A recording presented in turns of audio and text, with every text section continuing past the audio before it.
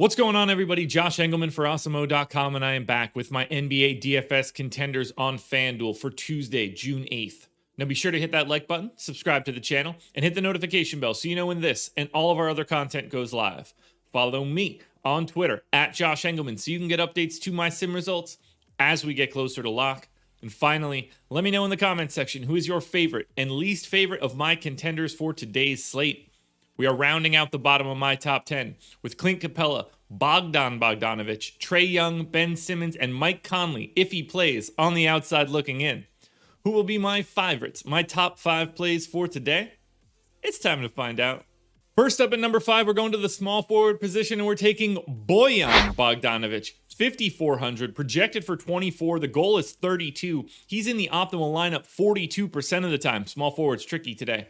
I'm giving him 33 minutes, but not that he's not going to play a lot, but the Jazz rotation is at least a little bit in flux. They can give minutes a couple different directions. We are heading into a new series, so there is some ambiguity, but I think 33 minutes feels about right. If you told me he played 30, I wouldn't be surprised. If you told me he played 36, I wouldn't be surprised.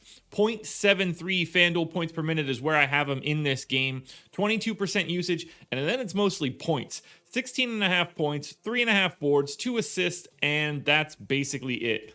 It's a pace down spot and a pretty significant one against the Clippers. Obviously, the Clippers defense is solid as well. This is going to be a tough series, but right now, because of the position, because of the price, I think Bojan Bogdanovic needs a closer look. Same game, but switching teams. We're going to my number 4, Reggie Jackson. Point guard eligibility, 4,800. Projected for 23. The goal is just 28. He is in the optimal lineup 49% of the time. So you can see us taking a step up. I gave him 30 minutes, but I do think that these minutes are in flux as well. Maybe we see a little bit more Rondo. Maybe they dust off Patrick Beverley. But for right now, I think the assumption has to be that Reggie Jackson maintains the same sort of minutes he was getting at the end of the last series against Dallas.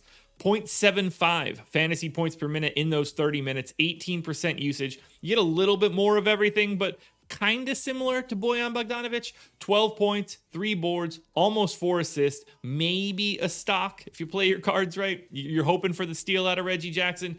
It's a better matchup for the Clippers. While the Jazz defense is pretty good, it is a pace neutral spot for LA. That is a bit of a benefit. But for now, if we can expect Reggie Jackson to get 30 minutes, I like that at 4,800. This one I definitely like. Power forward eligible Marcus Morris is my number 3 contender. He's 5,300, projected for 23. The goal is 31. He's in the optimal lineup 49% of the time.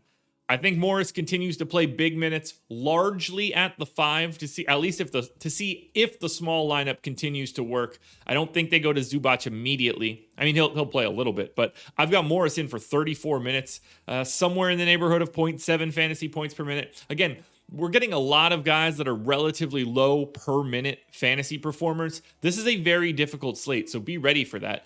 17% usage for Marcus Morris, 13 points, 5 boards, and assist.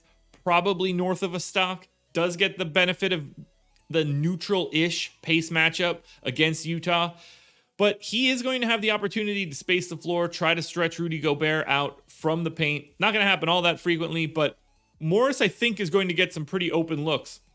And at 5,300 at a power forward spot, which makes it even better, I don't really see a scenario where he's not playing 30 minutes. Maybe they give Zubac a little bit more minutes, but I think that they take elsewhere and Morris just bumps down a peg and they go to a bigger lineup. I think Morris's minutes are safe.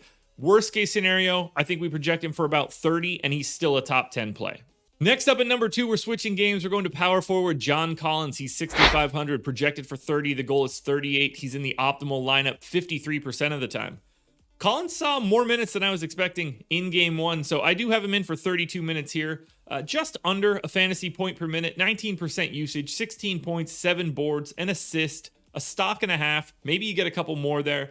But I really do like this series for him because I don't think Tobias Harris is the guy that's going to truly slow him down. I think Collins can just get his pretty silently in the offense. 16 points for Collins in 32 minutes doesn't seem crazy at all. And 6,500 is a reasonable price tag. And if he happens to pop a ceiling game, which I think happens probably about 18% of the time, you're going to be feeling pretty nice.